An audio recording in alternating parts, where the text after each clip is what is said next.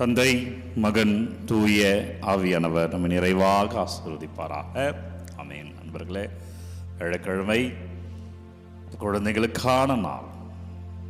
குறிப்பாக இந்த நாளில் நம்ம எல்லாருமே ஆண்டவர் பார்வையில் குழந்தைகள் தானே. நம்ம எல்லாரையும் ஒப்புக்கொண்டது குறிப்பாக இன்றைய தினத்தில் குழந்தைகளாக இருக்கிற நம்முடைய குழந்தைகள், ஆலயத்திலேயே இன்னொரு ஆலயத்தில் இருக்கிற எல்லா குழந்தைகளும், இதை பார்த்து கொண்டு இருக்கிற உங்கள் வீட்டில் உள்ள குழந்தைகள் இந்த ஆராதனை பார்த்து ஜெபிக்கிறீர்கள் என்றால் உங்கள் ஒவ்வொருவரையும் இந்த ஆராதனை வைத்து அவருடைய ஆசீர்வாதத்துக்கு ஒப்பு கொடுத்து அற்புத குழந்தை இயேசுவினுடைய இரக்கம் நம்ம ஒவ்வொரு மேலும் இறங்கும்படியாய் அவர் நம்மை ஆசீர்வதிக்கும்படியாய் ஜெபிக்கிறேன்.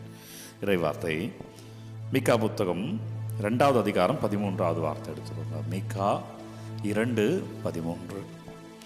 அவர்களின் வழிகள் தடைகளை தகர்த்தெறிந்து வெளியேறுவார்கள். அவர்கள் வழிகளின் தடைகளை, எனக்கு என்ன தடை நீங்கள் இருக்குன்னு காலையில் எதிர்த்தோடனே உணர்ந்தீங்களோ, காலையில் நீங்கள் நினைக்கும் பொழுது எதை நினச்சி நீங்கள் பயந்து இருந்திருக்கிறோ, அது உங்கள் வீட்டுக்காகவோ, உங்களுக்காகவோ, உங்கள் பிஸ்னஸ்க்காகவோ, யாருக்காகவோ, நாட்டுக்காகவோ, சமூகத்துக்காகவோ, எதுக்காக வேணா இருக்கலாம், மக்களுக்காக யாருக்காக வேணா இருக்கலாம், அந்த தடைகளை தகர்த்தெறிந்து வெளியேறுவார்கள். ஜெபிக்கிற பிள்ளைகள், ஆண்டவருடைய பிள்ளைகளுக்கு இருக்கிற கிருபை அது. ஆண்டவருடைய பிள்ளைகள் பெற்றுக்கொள்கிற ஆசீர்வாதம் அது. ஆண்டவர் பிள்ளைகள் பெற்றுக்கொள்ளுகிற கிருபை அது. தடைகள் தகர்த்தெறிந்து எறியப்படும். அது என்ன தடையா இருக்குன்னா, யார் மூலமா வந்திருக்கலாம், ஏன் நண்பர்கள் மூலமாகவும் தடை வந்திருக்கலாம், உறவுகள் மூலமாக வந்திருக்கலாம், நீ இருக்கிற இடங்களிலே உனக்கு என்னை எதிர்ப்பவர்கள் மூலமாகவும் அந்த தடை வந்திருக்கலாம்.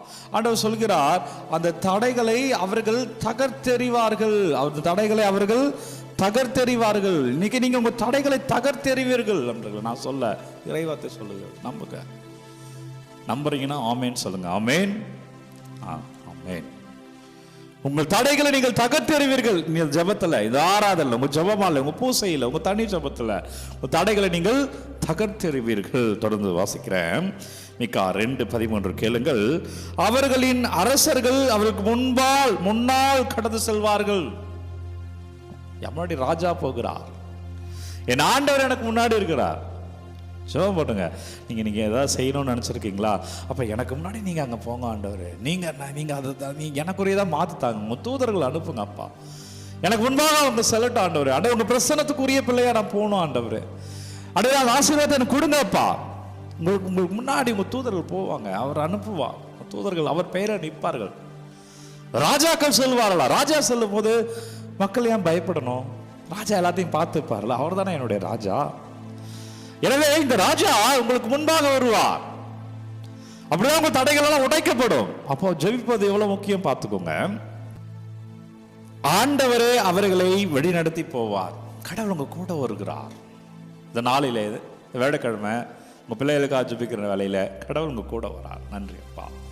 ஆண்டவரை துதிக்கிறோம், ஆராதனை செய்கிறோம். நன்றி ஆண்டவரே.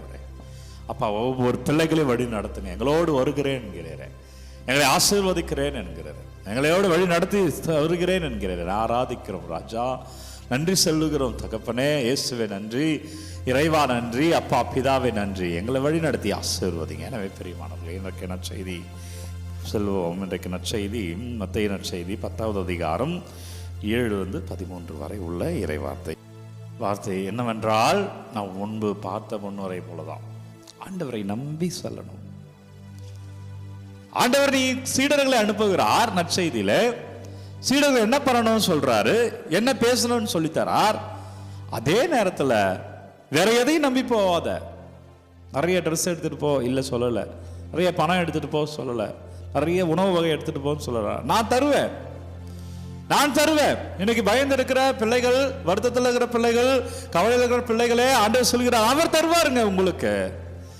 அவர் உங்களை அப்படி ஆசீர்வதிப்பாருங்க. அவர் உங்கள் வாழ்க்கையில் அப்படி அபிஷேகமாய் நிற்பார். அவர் தருவார். அவர் கிருபையிலே, வல்லமையிலே, ஆசீர்வாதத்திலே, அபிஷேகத்திலே அவர் தருவார். எனவே நீங்க கலங்க வேண்டாம். எனவே நீங்க வருத்தத்தோடு இருக்க வேண்டாம். எனவே நீங்க பயத்தோடு இருக்க வேண்டாம். ஜெபிச்சிட்டு போங்க, அவர் வருகிறார். அதான் நம்ம மீகாவில் படிச்சோம் இல்லைங்களா? மீகா 2:13 கடைசி வார்த்தை, ஆண்டவரே அவர்களை வழி நடத்தி வருவார். உங்க அப்பா உங்க கூட வரும்போது உங்களுக்கு என்ன பயம்? உங்க அப்பா உங்க கூட வரார். உங்க அப்பா தான் கடவுள். உங்கள் கடவுள் உங்களுடைய தந்தை உங்களோடு வருகிறது, உங்களுக்கு என்ன பயம்?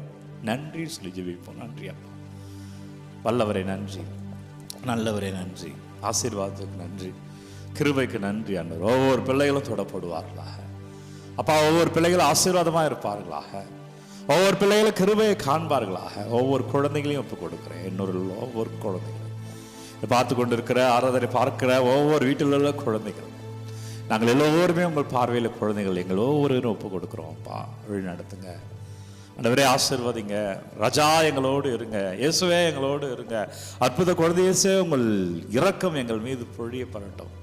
வல்லமையான இறைவன் உங்களை ஆசீர்வதிக்கிறார். உங்கள் விண்ணப்பங்களெல்லாம் ஆண்டவர்கிட்ட வைக்கிறேன். என்னவெல்லாம் கமெண்ட்டில் அனுப்புகிறாங்களோ ஒவ்வொரு செப தேவைகளையும் அப்பா உங்கள் பாதத்தில் வைக்கிறேன். வல்லமையான இறைவன் உங்களை நிறைவாய் ஆசீர்வதிக்கிறார். தலை வணங்கி இந்த ஆசீர்வாதத்தை பெற்றுக்கொள்வோம். எல்லாம் வல்ல இறைவன் நம்மை தந்தை, மகன், தூய ஆவியார் நம்மை நிறைவாக ஆசீர்வதிப்பாராக. இந்த நாளும் இனிய நாளே. அன்பர்களே, ஒவ்வொரு நாளும் இடையே காலை 3 மணிக்கு இந்த ஆராதனை வழங்கி கொண்டிருக்கிறோம். யாருக்கு தேவை நினைக்கிறீங்களோ அவர்களோடு பகிர்ந்து கொள்ளுங்கள். உங்கள் விண்ணப்பங்களை கமெண்ட்டில் அனுப்புங்க. உங்களுக்காக நான் தொடர்ந்து ஜெபிக்கிறேன். God bless you. Take care.